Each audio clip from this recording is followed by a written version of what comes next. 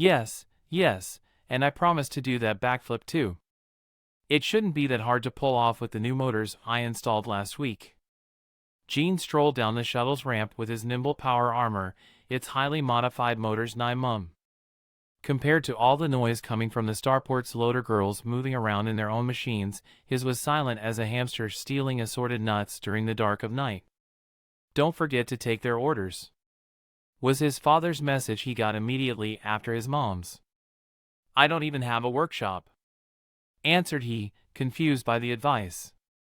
That's what you think, boy, rumbled in unison his three brothers and linked him the hollow pic of their home's old garage, completely refurbished and set up with a brand new power armor bay.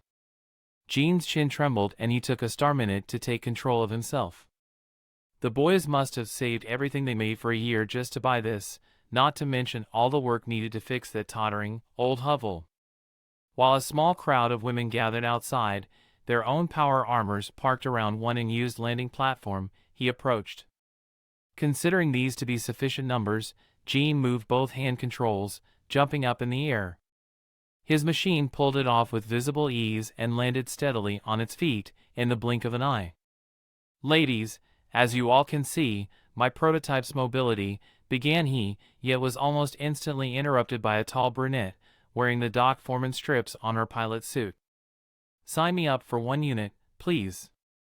Name's Laura. His PDA bleeped with a number of links, all of which consisted of orders for 1 unit each. That was what his mom meant when she linked a few good women. He grinned, even though these were more than a few. If he worked like a madman, Gene could build all of these in his new workshop. Do you want me to demonstrate the prototype's integrated vibroblade next? There were a number of loud whistles accompanied by vigorous hand clapping, which to him was a resounding yes. He flipped a switch on his left panel and a long blade extended from its integrated sheath, installed in the mech's right forearm. This is a modified colonial militia-issue longsword, which, you all know well, means that parts for the weapon will be readily available. Maintenance is cheap, the weapon affordable, and best of all, it is ready to use with the touch of a button. Gene cut the piece of scrap metal he carried maglocked on his machine's back for this demonstration and sheathed the sword. It took him only a few speedy steps to reach a nearby stack of cargo containers. With practiced ease, thanks to his mother's instruction, he lifted one of these up and then above his head. Even more energetic clapping followed, plus another dozen or so order links. I made sure to follow all recommendations of a seasoned pro.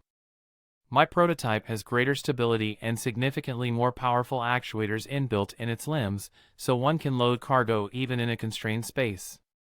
A torrent of spaceship cargo maintenance-specific questions followed, which he, a child who basically grew up on a starport, answered flawlessly. The loader girls appeared fully engrossed in this improved machine and were happy that its designer took sage advice from one of theirs. Gene couldn't fathom where 2 full star hours vanished. The young man was ready to end his demonstration, count this as a resounding success, when ear-piercing sirens roared across the starport's landing pads. Alien starships warped out from under their cloaking shields, hundreds of armor-clad assailants descended from the sky, weapons firing. This is a Massacre raid.